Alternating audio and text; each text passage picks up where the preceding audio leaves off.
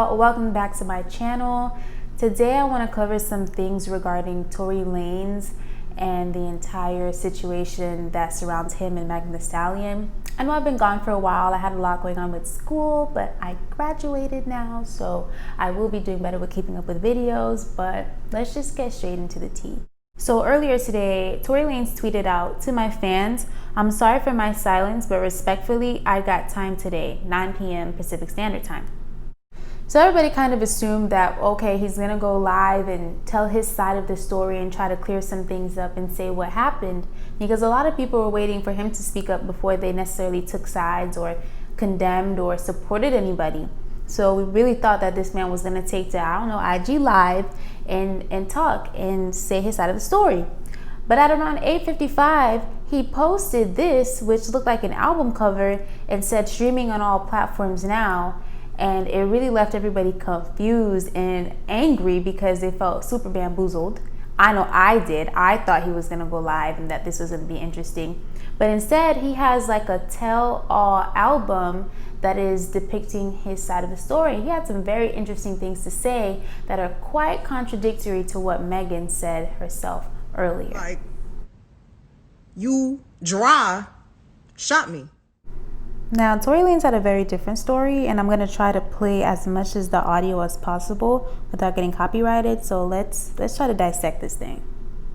How the fuck you get shot in your foot, don't hit no bones of tennis? How the fuck your team is trying to pay me as some whole menace? People trying to frame me for shooting, but them boys ain't cleaning up. Next time the pool with you and Kylie hopped in it, cool a nigga wild, and she was looking like a fucking angel, looking like a baby in a manger. Hot step went to the car. Motherfucker, but bitch, you got me fucked up. Now y'all heard what Tory had to say, and he mentions Meghan's gunshot wounds and the fact that there are no broken tendons or bones, which kind of shows that he's trying to point at the fact that there could possibly be foul play. Now, along with questioning her gunshot wounds, he also mentions that her quote-unquote people, as in her label Rockefeller, tried to pay him on the low and were trying to frame him. He even goes as far as name dropping JayZ and mentioning that he's not afraid of him or he doesn't care who Meghan has on her side, which was an incredibly bold move. I don't see why he would choose to do something like that if he were lying. Not at all saying that the man's telling the truth. I think there's a lot of holes in both of these stories, but that was very bold for someone to say if you aren't telling the truth.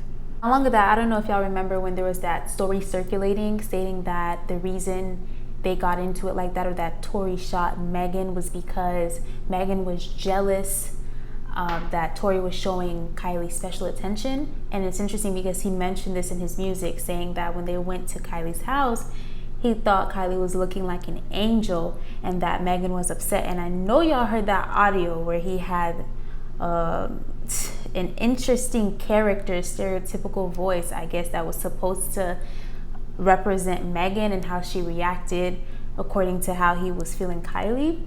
And I thought that was interesting that he's pushing that narrative that Meghan was jealous, which she denied on live prior. But this whole thing has gotten really messy at this point, and I just think it's really crazy how there's just so many contradictions, and that is where it leaves room for confliction. But the matter of the fact remains that Meghan was shot and that she does have bullet wounds, but it's difficult to listen to any of the parties objectively when you know that something like alcohol was involved and that the possibility that stories changed or that people forgot things or things were left out. It does leave a lot of room for inconsistencies and lies.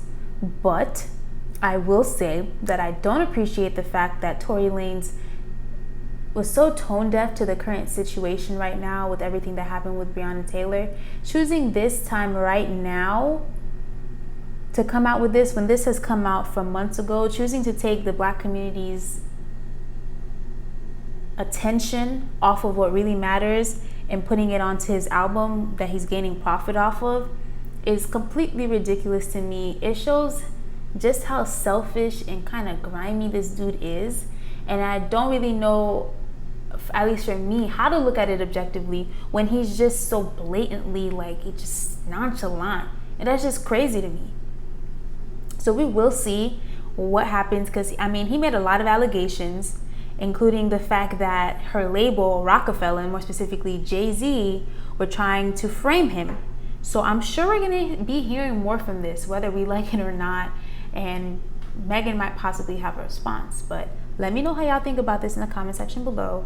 I think that this has just gotten like 1,000 times hotter, because if Tory didn't shoot her, then who did?